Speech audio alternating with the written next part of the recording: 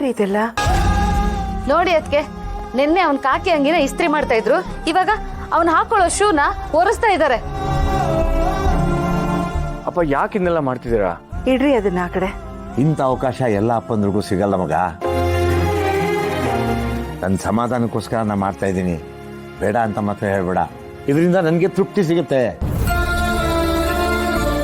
ಹಾಗೆಲ್ಲ ನೀನು ಬೇರೆ ದಾರಿ ಹಿಡಿದಾಗ ನಿನ್ನನ್ನು ಬೈತಾ ಇದ್ದೆ, ನಿನ್ನ ಜೊತೆ ಮಾತು ಬಿಟ್ಬಿಟ್ಟು ಸುಮ್ಮನೆ ಇದ್ಬಿಡ್ತಿದ್ದೆ.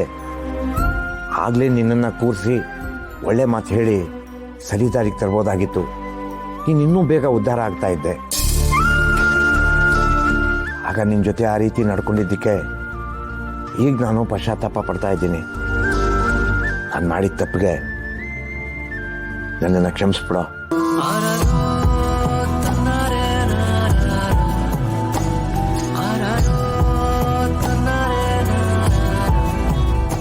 ಅಪ್ಪ ಸುಮ್ಮನೆ ಏನೇನೋ ಮಾತಾಡಿ ಎಲ್ಲರೂ ಅಳಿಸ್ಬಿಡಿ ಅಪ್ಪ. ಮಕ್ಕಳು ಉದ್ಧಾರ ಆಗಲಿ ಅಂತ ಹರಿಸಿ ಆಶೀರ್ವಾದ ಮಾಡೋ ಕೈಗಳಿದು. ಆ ಕೈಗಳಲ್ಲಿ ಚಪ್ಪಲಿ ಶೂನೆಲ್ಲ ಮುಟ್ಟಿ ಅದ್ರ ಪಾವಿತ್ರತನ ಕಳ್ಕೋಬೇಡಿ. ಬಿಡಿ ಇದನ್ನ. ಕೆದರಿಪ್ಪ.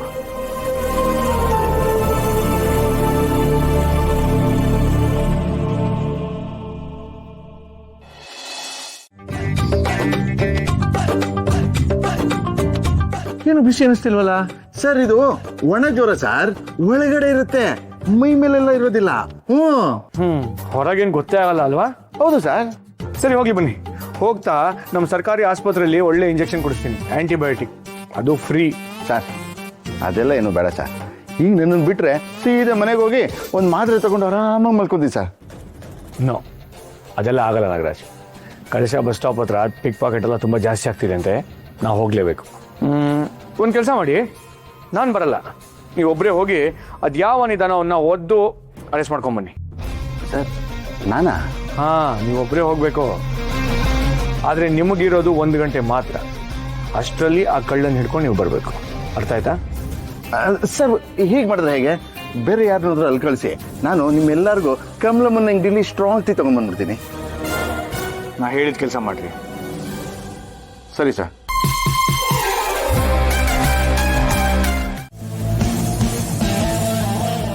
ಸರ್ ನೀವು ಹೇಳ್ದಾಗೆ 1 ಅವರಲ್ಲಿ ಪಿಕ್ ಪಾಕೆಟರ್ನ ಹಿಡ್ಕೊಂಡ್ಬಂದಿದ್ದೀನಿ. Very good. ಆದರೆ ನನಗೊಂದು ಸ್ಮಾಲ್ ಡೌಟ್. ಸರ್ ಈ ಕಳ್ಳಿನ ಮೇಲ? ನಿಮ್ಮ ಮೇಲೆ.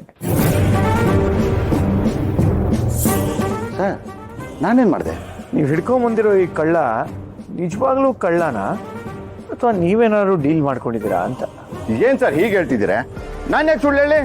ನಿಜವಾಗ್ಲೂ ಅವನು ಪಿಕ್ ಪಾಕೆಟರ? ಏಯ್ ಮಗಳ ನಿಜನಾ? ಹೌದು ಸರ್, ದೇವಸ್ಥಾನ ಮತ್ತು ಬಸ್ ಸ್ಟ್ಯಾಂಡ್ ಅಲ್ಲಿ ಪಿಕ್ ಪಾಕೆಟ್ ಮಾಡ್ತಿದ್ದೆ. ಅವ್ನು ಹೇಳಿದ್ ಕೇಳ್ಕೊಂಡ್ರ? ಈಗಲಾದ್ರೆ ನನ್ನ ಮೇಲೆ ನಂಬಿಕೆ ಬಂತು ತಾನೆ? ಏನ್ ಸರ್ ಇದು? ಸುಮ್ಮನೆ ನನ್ನ ಮೇಲೆಲ್ಲ ಆರೋಪ ಹೊರಿಸ್ತೀರಾ? ನಂಗೆ ಭಾಳ ಬೇಜಾರಾಗುತ್ತೆ. Cool Nagaraj, cool. ನಿಮ್ಮ ಮೇಲೆ ಆರೋಪ ಮಾಡ್ತಿಲ್ಲ, ಅನುಮಾನ ಪಟ್ಟೆ ಅಷ್ಟೇ. ಎರಡು ಒಂದೇ ಬಿಡಿ. ಈಗಿದು ಸಾಲ್ವ್ ಆಯ್ತು. ಆದರೆ ಕಗ್ಗಂಟಾಗಿ ಉಳಿದಿರೋ ಆಘಾತಕಾರಿ ವಿಷಯ ಇನ್ನೊಂದಿದೆ. ನಮ್ಮೂರಲ್ಲಿ ಕಿಡ್ನ್ಯಾಪಿಂಗು, ದರೋಡೆ, ಕಳ್ಳತನ ಎಲ್ಲ ಜಾಸ್ತಿ ಆಗ್ತಿದೆ. ಅಂಥವ್ರ ಹತ್ರ ಕಮಿಷನ್ ತಗೊಂಡು ನಮ್ಮ ಪೊಲೀಸ್ ಡಿಪಾರ್ಟ್ಮೆಂಟ್ ಅವರೇ ಸಹಾಯ ಮಾಡ್ತಿದ್ದಾರೆ ಅನ್ನೋ ವಿಷಯ ನಾನು ಕೇಳ್ಪಟ್ಟಿದ್ದೀನಿ. ನಿಜನಾ? ನಾವ್ಯಾರು ಅಂತ ಅಲ್ಕೆ ಕೆಲಸ ಮಾಡಲ್ಲ ಸರ್. ಹಾಗೆ ಮಾಡಿದ್ರೆ ನಮ್ಮ ವೃತ್ತಿಗೆ ನಾವೇ ಮೋಸ ಮಾಡಿದಾಗುತ್ತೆ. ಹೌದು ಸರ್, ನಾವ್ಯಾರು ಆ ಥರ ಕೆಲಸ ಮಾಡಲ್ಲ ಸರ್. ನಾಗರಾಜ್, ಇದ್ರ ಬಗ್ಗೆ ನೀವೇನು ಹೇಳ್ತಾನೆ ಇಲ್ಲ? ನನಗೂ ಇದಕ್ಕೂ ಯಾವುದೇ ಸಂಬಂಧ ಇಲ್ಲ. ಈ ವಿಷಯದಲ್ಲಿ ನಂದು ಕ್ಲೀನ್ ಹ್ಯಾಂಡ್, ನೋಡ್ಕೊಳ್ಳಿ. ಓಕೆ, ನೋಡೋಣ. ಒಂದು ವೇಳೆ ಇಂಥ ವಿಷಯದಲ್ಲಿ ನಮ್ಮ ಡಿಪಾರ್ಟ್ಮೆಂಟಲ್ಲಿ ಯಾರಾದರೂ ಇನ್ವಾಲ್ವ್ ಆಗಿದ್ದಾರೆ ಅಂತ ಗೊತ್ತಾದರೆ ಅಂಥವ್ರಿಗೆ ಸರಿಯಾದ ಪನಿಷ್ಮೆಂಟ್ ಆಗುತ್ತೆ. ಆ್ಯಂಡ್ ಇನ್ಮೇಲೆ ಆಗಾಗ ಊರಿನ ಪ್ರಮುಖ ಜಾಗದಲ್ಲೆಲ್ಲ ಮಫ್ತಿಲಿ ಓಡಾಡ್ತೀರಿ. ಯಾವ ಕಳ್ಳ ರೌಡಿಗಳು ಏನೇ ತಕರಾರು ಮಾಡಿದ್ರೂ ಅವ್ರನ್ನ ಒದ್ದು ಒಳಗೆ ಹಾಕಿ. ಅರ್ಥ ಆಯ್ತಾ? Yes sir. Okay sir.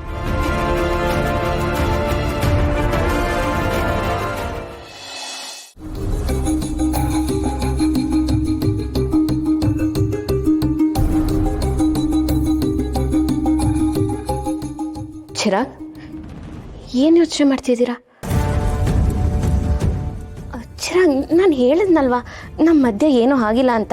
ಇನ್ನೂ ನಿಮ್ಮ ಡೌಟ್ ಕ್ಲಿಯರ್ ಆಗಿಲ್ವಾ? ನೀವೇ ಡೌಟ್ ಕ್ಲಿಯರ್ ಮಾಡಿದ್ರಲ್ಲ, ಮತ್ತೆ ಯಾಕೆ ಅದ್ರ ಬಗ್ಗೆ ಯೋಚನೆ ಮಾಡಲಿ? ಮತ್ತೆ ಯಾವ್ದ್ರ ಬಗ್ಗೆ ಯೋಚನೆ ಮಾಡ್ತಿದ್ದೀರಾ ಅಂತ ಕೇಳ್ಬೋದಾ?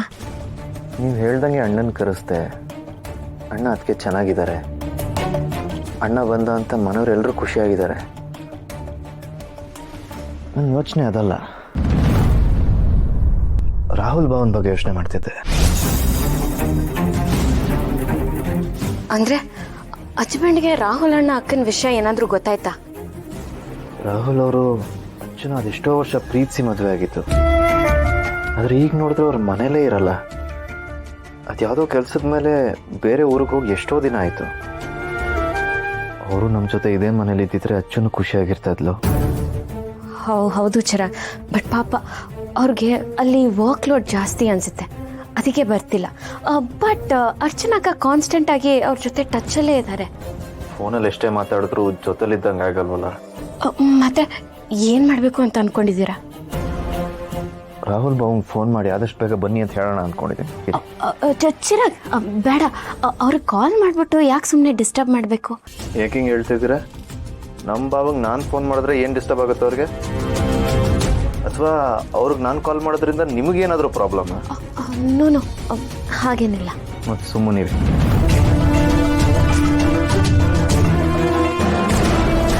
ರಾಹುಲ್ ಅಣ್ಣ ಫೋನ್ ಸಿಗದಿದ್ರೆ ಸಾಕಪ್ಪ. ನಂಬರ್ ಡಸಂಟ್ ಎಕ್ಸಿಸ್ಟ್ ಅಂತ ಬರ್ತದೆ.